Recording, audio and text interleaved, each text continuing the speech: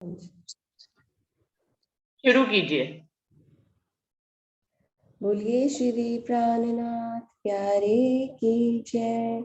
बोलिए श्री सतगुरु महाराज की जय।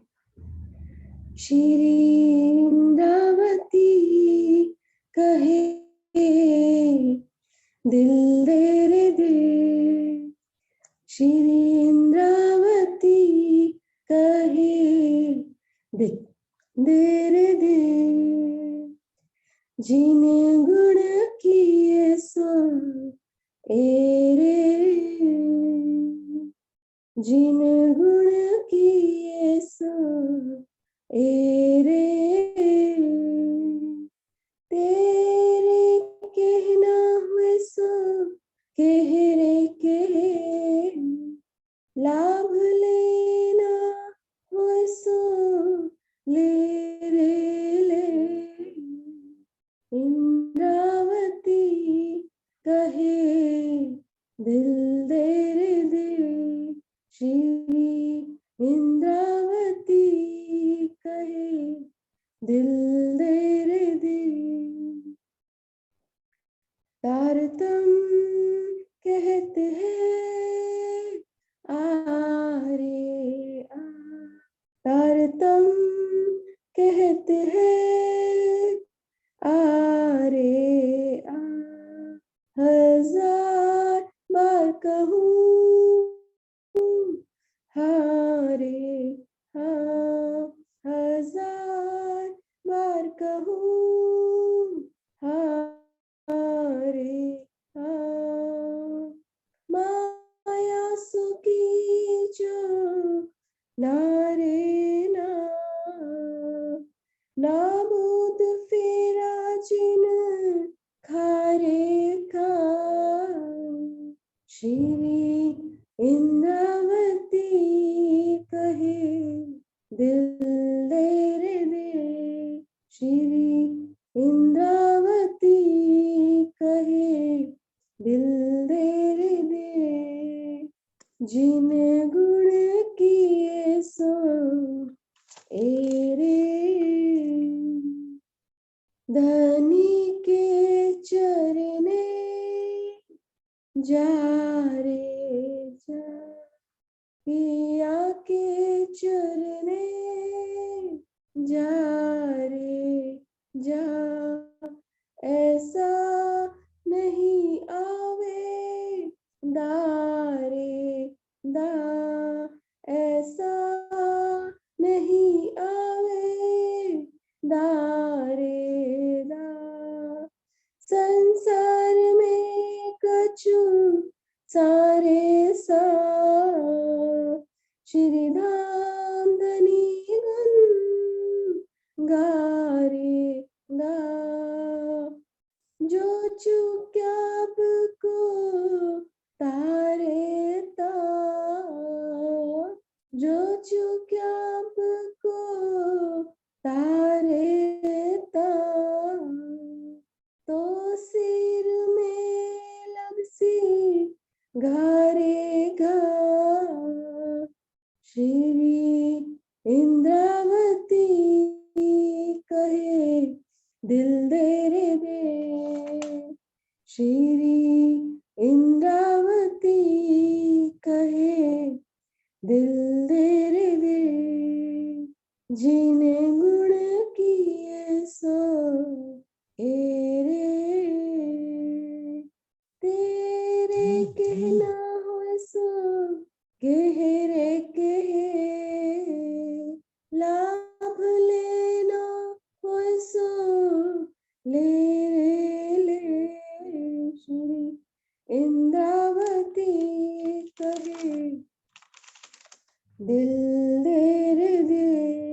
लीजो मूल को भाओ रे भाओ। लीजो मूल को भाओ रे भाओ। जिन छोड़े अपनो चाहो रे चाहो। जिन छोड़े अपनो चाहो रे चाहो। प्रेम पकड़ पियो के आए रे पाए, प्रेम पकड़ पियो के पाए रे पाए। जो सब कोई कहे तो को वाहे रे वाहे। श्री इंद्रावती कहे दिल दे रे दे। श्री इंद्रावती कहे दिल दे रे दे। जिन गुण किए सो एरे, जिन गुण किए सो एरे। तेरे कहना हो सो कह रे कहे, लाभ लेना हो सो ले रे ले। श्री इंद्रावती कहे दिल दे रे दे। श्री इंद्रावती कहे दिल दे रे दे। बोलिए श्री प्राणनाथ प्यारे की जय। बोलिए श्री सद्गुरु महाराज की जय। प्रणाम जी। धन्यवाद शिवानी। शुरू करते हैं सुंदर साथ जी। प्रथम लागू दुई चरण को, धनी न छुड़ाइयो खीन। लाख तली लालेड़िया, मेरे जीव के ही जीवन। इन पाँव तले पड़ी रहूं, धनी नजरे खोलो बातून। पलना वालू निरखू नेत्रे, मेरे जीव के ही जीवन, मेरे जीव के ही जीवन। बोलिए श्री प्राणनाथ प्यारे की जय। बोलिए श्री सद्गुरु महाराज की जय। प्रणाम जी। बड़ा क़यामत नामा का ये अभी 8वां ही प्रकरण चल रहा है, जिसकी 13 चौपाई हुई है। अभी आगे 14वीं चौपाई से आगे बढ़ रहे हैं। इसमें मोमिनों को यहाँ पर कैसे अपनी चाल चलनी है, कैसे धनी को पाना है और कैसे उनको चितवन करनी है, उनके लक्षण क्या है, कुरान में उनके बारे में क्या लिखा है, इन सब के बारे में बताया गया है। हुआ साहिब सो परस, दिल से छूटी हवा हिरस। भेद पाया सिरर हक, मासूकी दरिया बीच हुआ गरक। सो ए रोशन जहूर निशान, खूबी नूर बिलंद गलतान। ये बात जिन्होंने पाई, बीच तहकीक के फरमाई। ऊपर वाली चौपाई में ये था कि जो धनी से अरस परस हो जाती हैं, जो रूहें, निश्चित ही उनके दिल से वो तभी अरस परस हो पाती है, उनके दिल से गुण इंद्रियों की चाहना जो होती है, माया की चाहना होती है, वो उनसे खत्म हो जाती है और वो धनी के दरिया में, उनके इश्क के दरिया में वो गर्क हो जाती है रूहें, और वो धनी के सारे भेदों को पा जाती है। सो ए रोशन जहूर निशान, खूबी नूर बिलंद गलतान। उनके ऐसे परमधाम की रूहों के बारे में कुरान में पहले से ही सारी निशानियां लिखी हुई हैं। क्या कह रहे हैं? सो ए रोशन जहूर निशान, उनके सारे निशान पहले से ही वहां पर जहूर में है, लिखे गए हैं। खूबी नूर बिलंद गलतान, वो परमधाम की खूबियों में ही गले रहते हैं, मतलब उसी में ही अपने आप को समर्पित रखते हैं। परमधाम के 25 पक्षों में रमण करना, राज्य के स्वरूप श्रृंगार को देखना और अपना समय श्री राज्य के साथ व्यतीत करना, यही उनकी खूबी होती है। खूबी नूर बिलंद गलतान, ये बात जिन्होंने पाई, बीच तहकीक के फरमाई। जिन रूहें जो इस मंजिल तक पहुंच जाती हैं, जो रूहें एक बात जिन्होंने पाई, जो इस मंजिल तक पहुंच जाते हैं, जिनको ये खजाना मिल जाता है, जो इस खजाने तक पहुंच जाते हैं, बीच तहकीक के फरमाई, निश्चित उन्हें परम धाम की रूहें ही कहा गया है। ऐसा फरमान में पहले से ही लिखा है। अव्वल यही है निमाज, जो गुजरे साहिब सिरताज, मिले याही के तालिब, हुआ चाहिए दोस्त साहिब। परम धाम के मोमिन जो नमाज अदा करते हैं, जिसको हजूरी नमाज कहते हैं, यानी कि वो चितवनी के द्वारा अपने आत्म और परात्म के स्वरूप से धनी के सन्मुख होकर उनके चरणों में अपना सिजदा बजाते हैं, उनके चरणों में अपने आप को समर्पित कर देते हैं। इसी को सबसे ऊंची नमाज कहा गया है। अव्वल यही है नमाज, इसी नमाज को सबसे आगे कहा गया है। जो गुजरे साहिब सरताज, हर वो पल महत्वपूर्ण है जो परम धाम की रूहें राज्य का सजदा बजाने में गुजारती हैं या अपने धनी की लीलाओं में उनके साथ प्रेम मग्न होकर गुजारती हैं। जो गुजरे साहिब सरताज, जो हमारे सिर के ताज हैं, ऐसे साहिब के साथ जो वक्त गुजरता है परम धाम की रूहों का, वही सबसे अव्वल नमाज कही गई है। मिले वाही के तालिब, हुआ चाहिए दोस्त साहिब। क्या कह रहे हैं? मिले वाही के तालिब, ये अवस्था, ये नमाज, ये मेहर सिर्फ उन्हीं को मिलती है जो इसके तलबगार होते हैं। मिले याही के तालिब, जो इस लीला के लिए तलबगार होते हैं, जो 25 पक्षों के तलबगार होते हैं, जो धनी के चरणों पे नुछावर होते हैं, उनके चरणों के तलबगार होते हैं, उन्हीं को ये नमाज अदा करने का मौका मिलता है। वो अपने साहिब के साथ अपना हर पल गुजार पाते हैं, क्योंकि वो उन्हीं के तलबगार होते हैं। हुआ चाहिए दोस्त साहिब, इनको ही खुदा का सच्चा दोस्त कहा गया है। जब ते ए आसा मेटी, तब तो तू साहिब सो बेटी, जो लो कछु देखे आप, तो लो साहिब सो नहीं मिला। हमारा जो प्रश्न कि हम कैसे धनी को पा सकते हैं, बिल्कुल स्पष्ट उत्तर उसमें आ गया है। जब ते आशा बेटी, तब तो तू साहिब सो भेटी। भेटी का मतलब होता है मिलन करना। जब तुम ये पूरी दुनिया की उम्मीद और आशा और उसकी चाहना को छोड़ देती है, जब कोई रूह, जब ते आशा मेटी, उसने अपने हृदय से दुनिया की माया की चाहना की उम्मीद को मिटा देती है जो रूह, तब तो तू साहिब सो भेटी। सब जो उस रूह वो है जिसका धनी से मिलन हो जाता है। जो लो कछु देखे आप, तो लो साहिब सो नहीं मिला।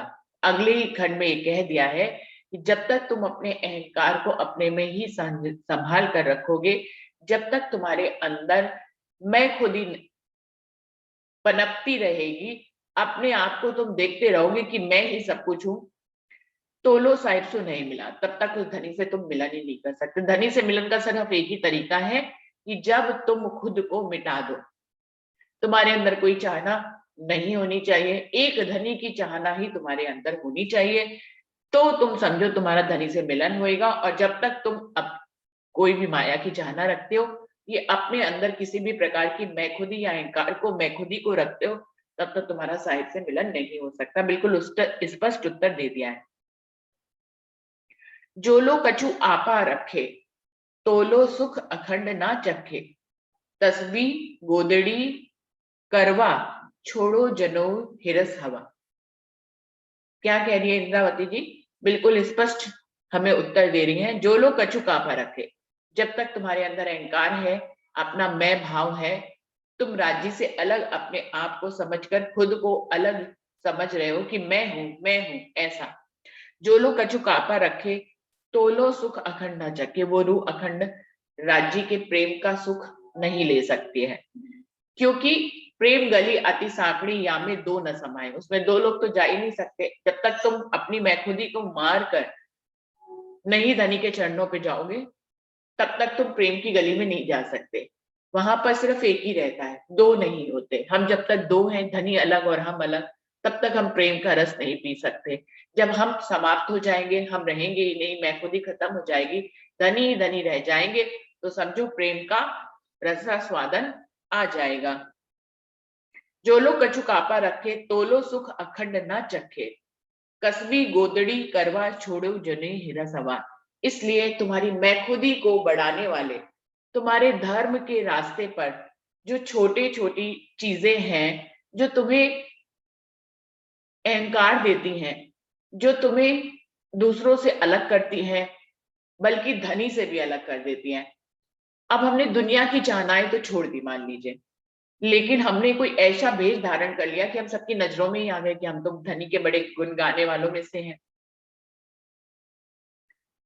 ये सारी निशानियां जो तुम्हें तुम्हारी धार्मिकता के लिए तुम अपना लेते हो कि मैं तो बड़ा धार्मिक हूं, भाई मुझसे बड़ा तो कोई नहीं है, तो तुमने दुनिया की चाहनाएं तो छोड़ दी, लेकिन तुमने तुम्हारे अंदर की जो चाहनाएं, भक्ति भाव की जो चाहनाएं हैं, जो तुम भक्त भाव से प्रेम लक्षणा भक्ति के लिए चलते हुए जो कुछ भी अपना रहे हो, उसमें भी महीन महीन चाहनाएं छुपी होती हैं। मुझे सब जाने, मुझे सब पहचाने कि मैं राज्य की बड़ी चाहने वाली हूँ, सब जाने पहचाने कि मैं सारी वाणी को समझ लेती हूँ, सुना लेती हूँ, सब जाने पहचाने कि मुझे 25 पक्षों की चित्तवनी आती है, चर्चनी आती है।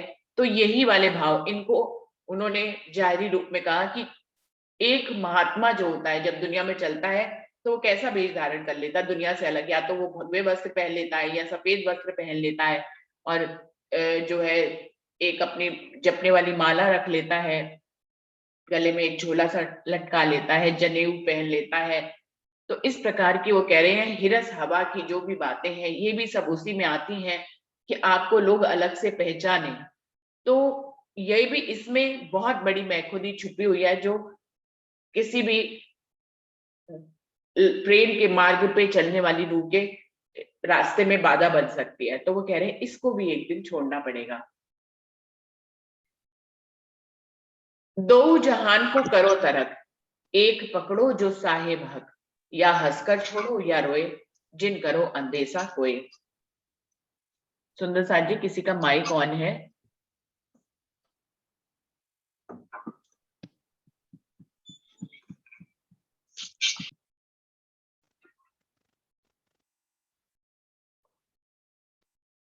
दो जहान को करो तरक, एक पकड़ो जो साहेब हक।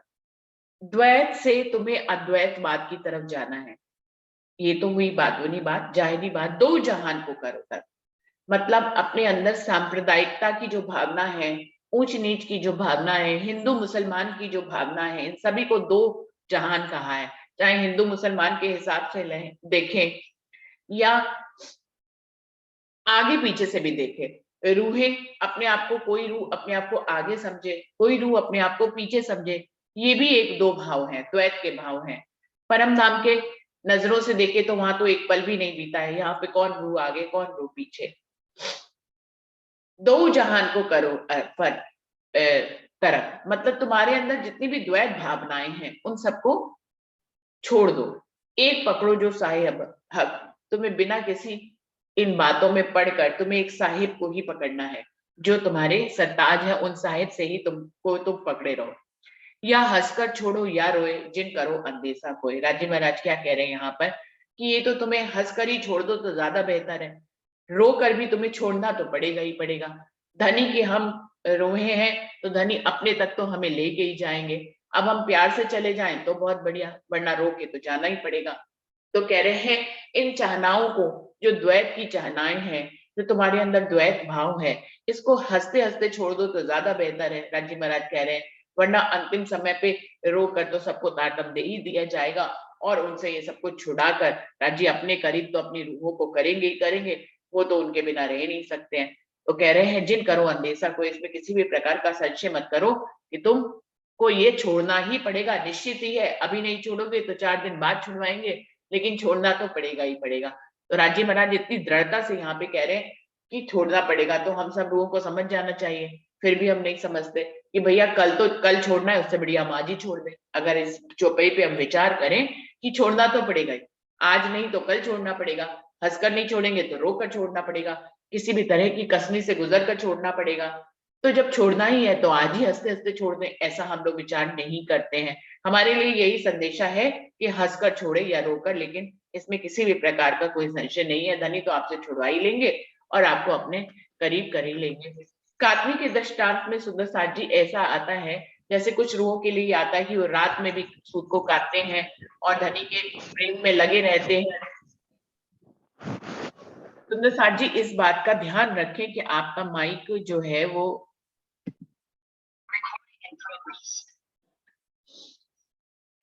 काटने के दृष्टांत में आता है सुंदर साथ जी, जैसे कि कुछ तो अपने रातों में भी सूद को काटेंगी और वो सवा शेर पालेंगी, कुछ दूसरों को भी कटाएंगी, खुद भी काटेंगी, लेकिन कुछ ब्रह्म शिष्यों के बारे में लिखा है कि वो अलूनी ही परमधाम में उठ जाएंगे।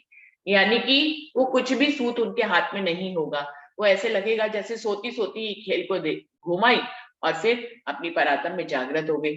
तो ऐसे भी जो है गवाइयां हैं चौपाइयों में कि कुछ रूहें कुछ भी सूत नहीं काटेंगी और यूं ही उठ जाएंगी। तो वही बात राजी महाराज कह रहे हैं कि अंतिम समय पे तो सबको छुड़ाकर जो है अपने सन्मुख राज्य कर ही लेंगे जब खेल खत्म करेंगे, लेकिन वक्त है ये सूत काटने का, तो हर रूह को अपने हिस्से का सूत काट लेना चाहिए। जो एक काम तुमसे होए तब आई वतन खुश होए, और फैल झूठे जो कोई काफर गुस्से सो कहे सोए। राजी महाराज क्या कह रहे हैं कि जो एक काम तुमसे हो, यदि तुम इस मंजिल तक पहुंच जाते हो, तुम सारी द्वैत की भावनाओं को छोड़कर धनी के प्रेम में अपना हर पल हर घड़ी बिताने लग जाते हो, अपनी हजूरी नमाज अदा करने लग जाते हो, तब तुम्हें वतन की खुशबू अपने आप ही आने लग जाएगी। और फैल झूठे जो कोई काफर गुस्से से कहे सोए, कह रहे हैं और जो झूठे कामों में लगे रहते हैं, बदफैली के इंद्रियों के कामों में लगे रहते हैं, उनको कुरान में बड़े गुस्से से काफर कह के संबोधित किया गया है। कहत इमाम केसरी खुदा इन वास्ते नई आयत करी, खासा सोई है बुजरक ए साहिब कहे बेसक। इमाम केसरी जो एक पैगंबर हुए हैं, उन्होंने कहा है कि खुदा ने ऐसे काफिर और धनी की तरफ लगने वाले मोमिनों के लिए एक आयत खुदा ने भेजी है। खुद खुदा अपने शब्दों में ये कहते हैं, ए साहिब कहे बेशक, खुद खुदा अपने शब्दों में कहते हैं कि मेरी किसी भी बात में कोई संशय मत लाना। इस ब्रह्मांड में, इस दुनिया में, इस पूरे तीनों लोकों में, 14 लोकों में, या योग माया से लेकर परम धाम, इस काल माया, योग माया और परम धाम तक लेकर एक सबसे बड़ा बुजरक जो साहिब हूं वो मैं ही हूं। इस बात में जरा भी संशय नहीं लाना। अगर संशय लाओगे तो तुम उन तक कभी भी नहीं पहुंच पाओगे। तो कह रहे हैं खासा सोई है बुजरक के साहिब कहे बेशक। साहिब खुद अपने शब्दों में कहते हैं कि मैं ही सबसे खासल खास, सबसे अंतिम साहिब और परमात्मा हूं। इस बात में किसी को जरा भी संशय नहीं लाना चाहिए। और जो कोई साहिब सो फिरे, काम दुनी का दिल में धरे, याही में पावे आराम, सोए रहे छलबाजी काम। इंद्रावती जी कह रही हैं, और जो साहिब से उल्टी पीठ कर लेते हैं, उनको पहचान नहीं पाते हैं, कयामत के निशानों को पहचान नहीं पाते हैं, काम दुनी का दिल में धरे और दुनिया के गुणंग इंद्रियों के हिसाब से चलते रहते हैं। दुनिया के सारे कामों का बोझ उन्होंने अपने सिर पे रखा है कि मैं नहीं होऊंगा तो ये काम नहीं हो पाएगा, मैं नहीं होऊंगा तो ये काम नहीं हो पाएगा। तो सारी दुनिया के काम वो दिल से बड़े करते हैं। यही में पावे आराम, उनको इसी में, इन्हीं जिम्मेदारियों को निभाने में ही आराम मिलता है। वो जितनी ज्यादा जिम्मेदारियां निभाते हैं वो उतने ही खुश होते हैं। सोए रहे छलबाजी काम, इंद्रावती जी कह रही हैं ऐसे लोग छल के चक्रों में, इस काल माया के ब्रह्मांड में जो है जन्म मरण के चक्र में ही फंसे रह जाते हैं, वो धनी के चरणों में जागृत नहीं हो पाते हैं। साफ कौल इनो के फैल, यामे नाही जरा मैल, ऐसी जो कोई धनी मिलत दिनों जगात देनी हक। क्या कह रहे हैं? परम नाम के जो ब्रह्म सृष्टि हैं वो बहुत ही पाक साफ होते हैं, अंदर से वो पाक साफ होते हैं, इसलिए उनकी कहनी भी पाक साफ होती है, उनकी करनी भी पाक साफ होती है और उनकी रहनी भी पाक साफ होती है। यामे नाही जरा मैल, इनके हृदय में बिल्कुल भी मैल नहीं होता है गुणंग इंद्रियों के प्रति। यामी नाही जरा मैल, इनके अंदर बिल्कुल भी मैल नहीं होता है। ऐसी जो कोई धनी मिलक तीनों जगात देनी हक, ऐसे जो धनी से मिलने वाले परमधाम के ब्रह्म सृष्टि हैं, तीनों जगात देनी हक, निश्चय ही वो अपने आप को धनी के ऊपर कुर्बान कर देंगे। यही उनकी ज़कात होती है। ज़कात जो होते हैं वो मुसलमानों के नियमों में एक नियम है कि अपनी कमाई का आपको जो है 40% खुदा खुदा को दान कर देना चाहिए। तो ये नियम को आज मुसलमान पालन नहीं करते, हम परमधाम के मोमिन भी पालन नहीं करते। लेकिन हमारी ज़कात क्या है कि ये तो हुआ धन की ज़कात देना, दान देना, लेकिन मोमिनों की असली ज़कात तो है कि वो अपने आप को पूर्ण समर्पित कर दें, अपने अहंकार को जिन्होंने छोड़ दिया, अपनी मैं खुदी को छोड़ दिया और धनी के चरणों पे समर्पित हो गए, तो ये उनकी असली जमात है। वो कह रहे हैं ऐसी जो कोई धनी मिलक तीनों ज़कात देनी है। निश्चित ही जो इस तरह की ज़कात धनी को देती है वो धनी के मिलन की हकदार हो जाती है, वो धनी से हर पल हर घड़ी मिल पाती है। देना है ठौर बुजरक, आप सदका देना बलक, छोटा बड़ा जो नर नार, इस सबन पर है करार। निश्चित ही वो कह रहे हैं परम धाम के ऊपर अपने आप को धनी के चरणों पे खुद को न्यौछावर करना है। देना है ठौर बुजरक, आप सदका देना बलक, अपने धनी का सदका बजाते हुए रूह को, अपने आप को उस बुजरक ठौर पर कुर्बान करना ही होगा। सदका ऐसे ऐसे लिया जाता है, मीन्स जो एक कहते हैं कि भाई किसी पे बहुत प्यार आता है तो हम उसको ऐसे करके कहते हैं कि तेरे ऊपर तो मेरी बलैया है, मतलब मैं बारी बारी जाती हूँ। तो कह रहे हैं आप सदका देना बलक, रूह को धनी से इस सीमा तक प्यार करना ही होगा कि उसको धनी पे कुर्बान होना ही होगा। ऐसा तो हर परमधाम की रूह को करना पड़ेगा, चाहे वो छोटी हो, बड़ी हो, नर हो या नारी रूप में हो, किसी में भी हो। ए सबन पर है करा, ये सभी के लिए एक सा ही नियम है कि धनी के ऊपर उसको कुर्बान होना ही होगा। ऐसी गिरो जो दरगाही, ताए रखना आप दृढ़ाई, जेती बातें हैं हराम ए नजीक नाही तिनका। जो उस दरगाह की रहने वाली रूहें हैं, जो परमधाम की रहने वाली रूहें हैं, ताए रखना आप लड़ाई, उसको अपने हृदय में इन सब बातों को दृढ़ता पूर्वक ग्रहण करना होगा। जेती बातें हैं हराम, उसको इस बात को समझना होगा कि दुनिया में जितनी भी हराम बातें हैं, जितनी भी द्वैत की बातें हैं, जितनी भी माया की बातें हैं, ये नजीक ना ही तिनका, उनका काम नहीं है कि वो उनको अपने हृदय में धारण करें और उनके अनुसार अपनी करनी करके दिखाएं। उन्हें तो अपने आप को इन सबसे के नजदीक भी नहीं भेजना है, उन सबसे बिल्कुल जुदा रखना है। उनके तो नजदीक ऐसे काम आते ही नहीं है कि वो जो बदफैली और झूठे राह के रास्ते चलने वाले काम होते हैं, परम धाम की रूहें उस पर कभी भी नहीं चलती, वो उनसे बल्कि खुद को हमेशा जुदा रखती हैं। या अपना या वीराना, सब परहेज किया दिल माना, इस वास्ते ऐसी जानी हाथ साहिब के बिकानी। उनके अंदर से, परमधाम के मोमिनों के अंदर से अपना और वीराना, अपना और पराई जैसी बात खत्म हो जाती है, क्योंकि वो द्वैत से अद्वैत में आ जाती है। तो अपना और वीराना, अपना पराया, इन सब बातों से उसको कोई मतलब नहीं होता है। सब परहेज किया दिल माना, अपने दिल से वो इन सब से परहेज कर लेती है, द्वैत के हर भाव से परहेज कर लेती है, वो उसकी तरफ नहीं जाती है। कौन अपना है, कौन पराया है, कौन रिश्तेदार है, कौन दूर के हैं, ये अपने सुंदर साथ हैं कि दूसरे संप्रदायों के लोग हैं, इन सब बातों से उसको कोई फर्क नहीं पड़ता है। वो इन सब बातों से खुद को परहेज कर लेती है। किस वास्ते ऐसी जानी हाथ साहिब के बिकानी, वो सभी से एक समान व्यवहार करती है, यही उसका धर्म कर्तव्य है, ऐसा वो जान जाती है और इसी रास्ते पर चलती है। क्यों वो ऐसा क्यों कर पाती है? क्योंकि वो जानती है वो साहिब के हाथों बिक चुकी है। ये साहिब के हाथों बिकना एक मुहावरे के रूप में कहा गया है, यानी कि रूह अपना सर्वत्र समर्पण कर चुकी होती है, तो उसके अंदर से दैत भाव मिट जाता है, ऊंच नीच, अपना पराया, सब कुछ उसके अंदर से खत्म हो जाता है। दाहिनी तरफ जो है हक, ये लड़कियां तिनकी मिलक, निगाह रखे जाने सुपना, इंद्रियों से आप अपना। परमधाम में राज्य की दाहिनी तरफ जो श्यामा महारानी बैठी हैं, ये परमधाम की ब्रह्म सृष्टियां उनकी ही अमानत है। हम किसके? श्यामा महारानी धनी के दिल का स्वरूप है और हम सब श्यामा महारानी के दिल के स्वरूप हैं। तो कह रहे हैं जो दाहिनी तरफ श्यामा महारानी बैठी हैं, ये परमधाम की ब्रह्म सृष्टियां उनकी ही अमानत है जो इस दुनिया को देखने के लिए आई हैं। निगाह रखे जाने सपना, वो इस सपने को सपने की तरह ही देखते हैं, अपनी निगाह में इस बात को दृढ़ता पूर्वक समझे रहते हैं कि हम परमधाम से हमें परमधाम जाना है, इस दुनिया को हमें दृष्टा बनकर देखना है, ना कि कर्ता की तरह हमें खेलना है। तो निगाह रखे जाने सपना, वो इस बात पे बड़ी दृढ़ता पूर्वक निगाह रखे रहती है अपनी गुणम इंद्रियों में कि वो इस खेल को खेल की तरह ही देखे।